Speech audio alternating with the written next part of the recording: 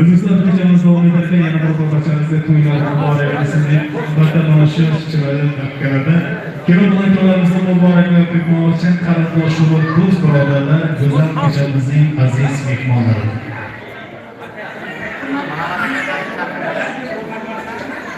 Hurmatli mehmonlar hamda mehmonlar, endi davranchilik kelimiz charosxonlarning eng yaqin dugonalari, bugungi mehmonlari Gulnoraxon ammalarini davrasiga taklif etamiz. Ularning samimiy so'zlarini eshitib ko'ramiz. Marhamat, Gulnoraxon.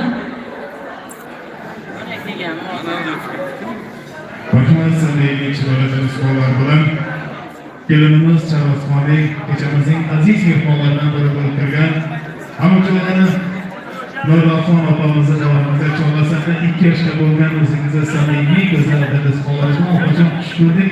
Marhamat, to'ylar muborak bo'lsin. Esda go'zal dadaxonlar.